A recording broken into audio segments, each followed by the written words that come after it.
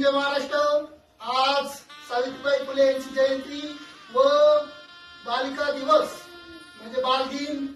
मी सर्व समाज बांधवांना सावित्रीबाई फुले व बाल दिनाच्या शुभेच्छा देतो। खऱ्या अर्थानं आज जे महिला आज शिक्षण घेतात त्याचं खरं कारण सावित्रीबाई फुले हे होते।